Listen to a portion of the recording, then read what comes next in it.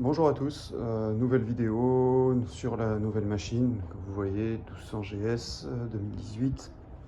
On va faire pas mal de petites modifs dessus, puisque l'objectif c'est que la moto voyage beaucoup et aille l'année prochaine normalement en direction de Tourist Trophy. Du coup, tel que je l'ai récupéré, il y avait rien du tout dessus, mis à part la bagagerie. Mais en protection, rien du tout. Et ça reste une moto qui est lourde, même si elle se manie super facilement. Ayant toujours peur de la faire tomber, il est temps de la protéger. J'ai déjà commencé à faire 2-3 petites modifs dessus, mais rien de méchant. C'est des petites choses esthétiques assez faciles à faire, notamment le petit élargisseur de béquille. Ça, c'est du AliExpress, ça coûte rien du tout. Et voilà, ça se monte très facilement. Pour déjà quand je la pose sur terrain instable avec le poids, qu'elle ne s'enfonce pas, honnêtement ça marche très bien. J'ai commencé à mettre aussi la petite protection ici pour le cardan. Donc ça c'est du Wunderlich, c'est une marque qui est spécialisée dans les accessoires pour BMW. Du coup, ça se monte très facilement, c'est pour ça que j'ai pas fait de vidéo dessus. En fait, vous enlevez le petit cache à l'origine qui est ici, un petit cache en plastique, vous l'enlevez avec un tournevis et vous avez juste à serrer. En mettant cette vis là, derrière il y a une petite rondelle et un cache caoutchouc. Vous serrez et voilà, ça maintient fixé. Et si jamais la moto doit glisser, normalement cette protection là fera son effet. Ça se sert à 16 Nm. Moi, ma clé va pas aussi bas. Du coup, j'ai serré un peu au feeling. J'espère que ça tiendra. Maintenant, voilà, sachez il faut une clé dynamométrique pour ça. Quasiment toutes les vis de la BM sont en Torx. Donc pensez bien à prévoir ça. Là, on va utiliser surtout un embout Torx T50 que j'ai été obligé de racheter à côté. Je l'ai acheté sur Le Bon Coin, sur Noroto directement.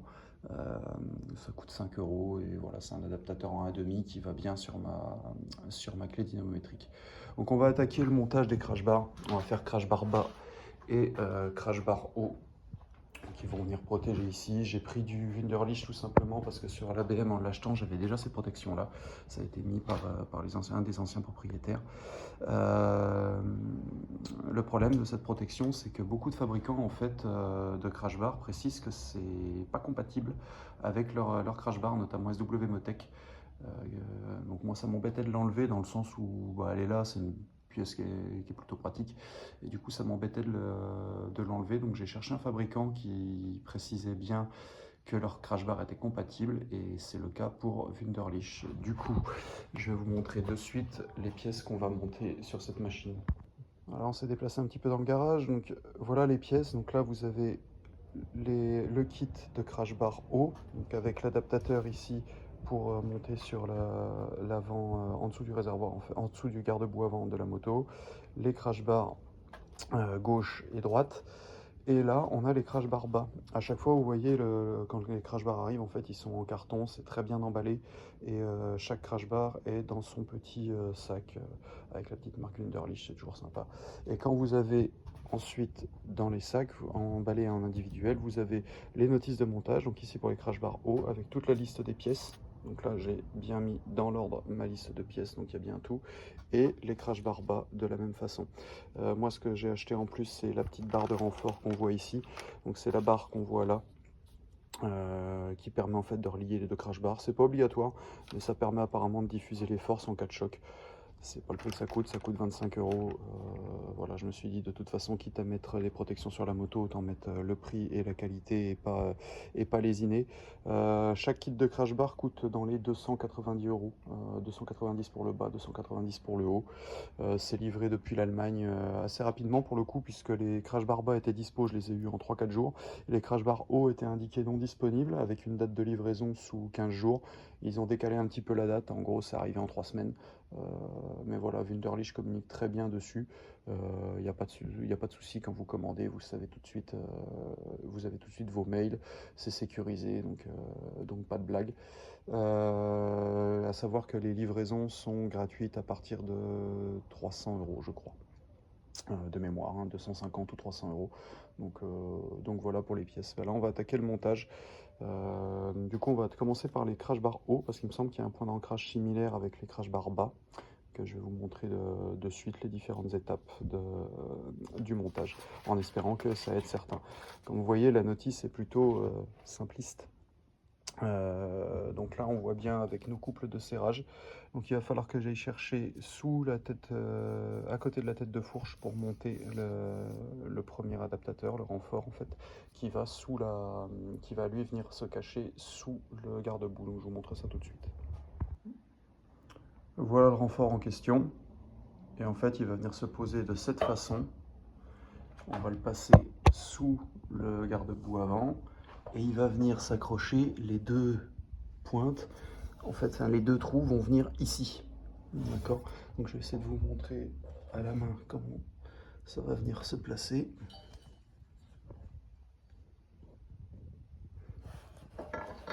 Hop.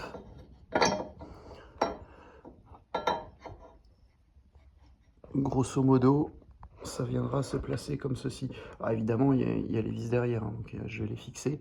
Mais voilà, donc il va falloir venir fixer ici, et ça viendra se placer sous le garde-boue de cette manière, pour pouvoir venir fixer les crash bars sur les deux trous oblongs que vous voyez. Si on passe sur le dessus de la moto, les vis à dévisser, quand vous venez par le dessus, les vis à dévisser, elles sont... Hop.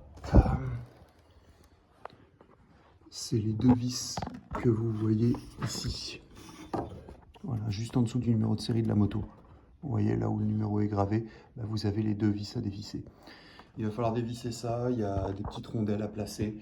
Voilà, donc on va tâcher déjà de commencer par ça. Et puis je vous reprends juste après. Voilà, donc là on voit la pièce fixée, on voit bien les deux écrous derrière. Les deux têtes de vis là-haut, évidemment tout n'est pas serré puisque c'est que le début, donc on serre rien en attendant, on présente juste et on fixe pour pas que ça tombe, mais voilà, je serrerai tout une fois que toutes les vis seront mises. À noter que c'est plutôt bien fait puisque les deux rondelles, il y a 4 rondelles en fait à mettre sur les vis qui sont fournies et plus 2 autres à utiliser mais qui sont déjà placées. Donc vous verrez en démontant en fait les vis d'origine, les rondelles ne bougent pas. Moi j'ai fait une vis par une vis, comme ça j'étais sûr que tout allait bien et j'ai remplacé par les vis fournies par le kit. Et tout se monte bien. La patte de montage aide énormément à passer dans les filets. C'est quand même pas ultra simple non plus. Il n'y a pas beaucoup de passages. Moi j'ai choisi de ne pas démonter les carénages. Je pense qu'il y a plus facile en démontant sûrement le bec et peut-être les ouïes. Très honnêtement, ça se fait bien comme ça aussi.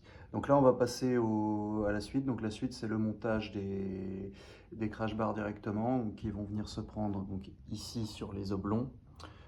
Ça viendra protéger là et normalement la dernière fixation doit se trouver par ici. Voilà, on va venir chercher normalement ici. Donc je vais voir un peu comment ça se monte et je vous remontre ça juste après. On revient donc sur l'extérieur de la moto. Je vais vous montrer de suite, évidemment j'ai dit une bêtise, donc ça vient évidemment pas se fixer sur la grosse pièce qui est là, mais regardez juste en dessous en fait, BMW a tout prévu. Hop, juste ici, là on a un emplacement en fait pour rentrer le crash bar. Donc le crash bar va venir se placer grosso modo comme ceci, d'accord, fixé à l'avant sur le support oblong. Et ici, il va venir, hop, comme ceci, au niveau de la prise. À savoir que c'est là que ça va se jouer, puisque le crash bar bas, lui, vient se fixer exactement au même endroit. Quand on le prend, donc là on est sur le crash bar bien de gauche, on le prend et en fait le crash bar se présente comme ceci. Voilà, il va venir ici, une fixation ici, une fixation ici, et la dernière fixation ici. Donc cette vis-là, elle est réutilisée ici. Et ici, on a des vis qui sont fournies dans le kit. Donc là, je vais voir en fait au fur et à mesure de l'avancement, donc en montant le crash bar d'en haut, si la vis du crash bar haut est suffisamment longue pour prendre le haut et le bas. Donc c'est là que ça va jouer. Donc je pense que ce que je vais faire, c'est que je vais faire le montage, puisque il y aura la notice de toute façon avec, et je vous montrerai les pièces en détail une fois que ce sera posé. pour vous dire un peu où j'ai galéré, quelle pièce à utiliser, quelle pièce à pas réutiliser, puisque là, sans le faire à blanc avant, forcément, je suis comme vous, je vais découvrir un petit peu. Donc là, il n'y aura pas de vidéo à proprement parler de moi en train de dévisser des vis, de faire des essais, des choses comme ça, mais par contre, je vais tout positionner et je vous montre le résultat ensuite. Voilà, c'est terminé. Bon, ben, là, je regarde la montre, j'ai mis un peu plus de 2 heures pour tout faire, hein, 2 heures, 2 heures et demie, en prenant son temps, parce que je pense que quelqu'un d'aguerri pourra le faire plus rapidement. Donc voilà, bon, moi, c'est ce que je voulais, c'est discret. Sur le crash bar noir sur du noir, bon, même si là, c'est un peu violine, mais sur du noir et en bas, franchement, je suis très content du résultat, ça va très bien. Écoutez, pas de surprise pour le montage. Donc pour la partie haute, tout ce qui est montage support, etc., on reste sur la partie classique. C'est ce qui est inscrit sur la notice.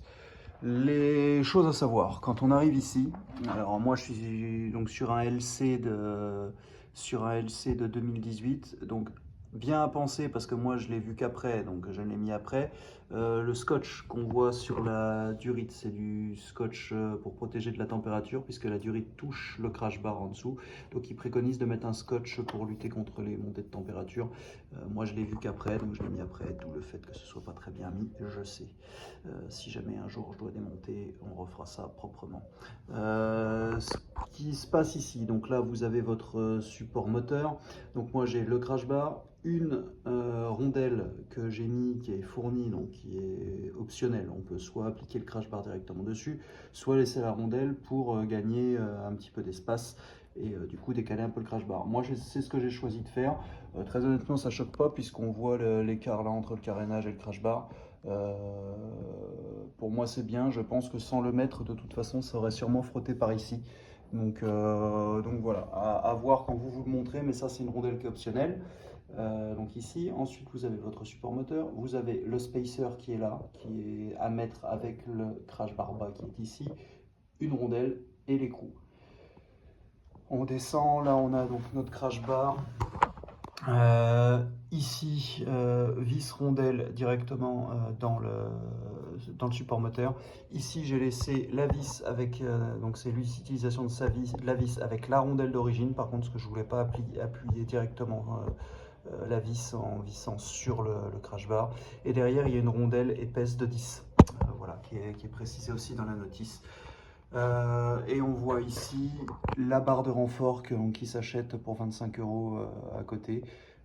Donc là vous voyez cette rondelle là est optionnelle aussi, c'est pour rattraper le jeu si vous le voulez, donc il y a la même chose de l'autre côté. Et voilà, et sur les crash bar Wunderlich, vous verrez il y a deux trous, alors que sur la notice il n'y en a qu'un seul de montré, mais il y a bien 2 trous, et sur la notice de la barre de renfort on voit les 2. Donc vous rentrez sur le trou du haut comme indiqué sur la notice, et je pense que le trou du bas ce sera pour mettre les feux additionnels. Plutôt que de les mettre là-haut, on peut les mettre là et les réorienter vers le haut. Je pense que c'est ça, je ne suis pas sûr du tout. Mais voilà, je suis très content de ces crash bars, en tout cas du montage qui se fait globalement facilement. Attention au couple de serrage, j'avoue que j'en ai mis plus que ce qui était indiqué parce que pour moi ça ne serrait pas assez, les crash bars bougeaient. Donc j'ai tout serré partout, mais là voilà, c'est du solide, ça bouge pas. Voilà, on voit ici donc la plaque de renfort BMW. Bah, on voit que ça touche hein, au niveau du plastique. Voilà, si ça touche un petit peu quand même. Hein. Il y a quelques millimètres, mais on voit que ça touche. Donc voilà, je verrai à l'usage si ça vibre ou pas. Bon bah si ça vibre, je démonterai et j'enlèverai les protections. Mais en tout cas ça passe. Mais je comprends du coup pourquoi SW Motech, pour ne citer qu'eux, hein, parce qu'il n'y a pas que eux, disent que les leurs ne sont pas compatibles. J'ai évidemment rien contre SW Motech, à savoir que c'est quand même leur site que je ponce principalement pour essayer de trouver des protections, hein, donc ça reste de la qualité. Voilà, moi je suis très content, c'est léger, c'est sûr, c'est pas les crash bars de l'adventure, c'est du style adventure donné sur Wunderlich. Voilà, moi je trouve ça pas mal. Donc là il y aura d'autres protections qui vont suivre, je vais faire les pieds de fourche, les petites rondelles au niveau des pieds de fourche. Même chose à l'arrière au niveau du cardan. Au niveau du trou ici, il y aura une protection qui va arriver. Donc ça, je vous montrerai. Euh, voilà, de la pièce Kali, donc je suis très content, je vais aller rouler, tester, voir ce qu'il en est. Et puis bah, si jamais il y a des problèmes, je vous ferai le retour, et si je fais pas de retour, bah, c'est qu'il n'y a pas de souci. N'hésitez pas en commentaire si jamais vous avez des questions, je répondrai du mieux que je peux. Les douilles que j'ai utilisées, c'est du 13 mm. Il y a une douille Torx en T50 pour la vis qui est ici et la même de l'autre côté. C'est un support moteur, donc celle-là, voilà, elle est utile. Et l'autre, c'est du T40, donc c'est ce que vous avez. Moi, j'utilise un coffret Facom, le petit coffret cliquet Facom avec toutes les douilles, etc. Et en fait, tous les embouts sont dedans. Donc ça suffit. Pas beaucoup de passages, par contre, pour passer au niveau de la tête de fourche. C'est un peu chiant pour le serrage, même avec la clé dynamométrique. Donc voilà, j'ai pris mon temps. Je suis plutôt content. J'espère que vous, ça vous ira, que ça aidera surtout des personnes. Là, ce qui devrait arriver dans les prochains temps, en plus des protections, ça c'est pas moi qui vais le faire. J'ai un petit peu de tuning sur la moto, mais ici ça devrait changer. J'ai trouvé quelqu'un qui travaille plutôt bien et qui met des anneaux LED pour avoir un petit rappel de clignotant. Elle va avoir les feux additionnels. Parce que j'en ai pas, et que mine de rien, la nuit, même avec le projecteur LED, c'est bien pour éclairer surtout les bas-côtés, etc., avoir un petit peu plus de visibilité. Donc ça, les projecteurs vont arriver. Et puis on en aura fini, hein, je pense, avec la préparation de la moto. L'échappement, c'est pas prévu. Honnêtement, l'échappement d'origine du 1200 fonctionne déjà très bien. En plus, quand vous le passez en road, ça fait vraiment, en dynamique, je veux dire, ça vous fait vraiment un joli bruit, ça change un peu. Mais voilà, peut-être si je travaille assez, que j'arrive à mettre assez de côté, peut-être que je le changerai. Pas pour du Accra parce que c'est trop vu et puis c'est surtout trop cher.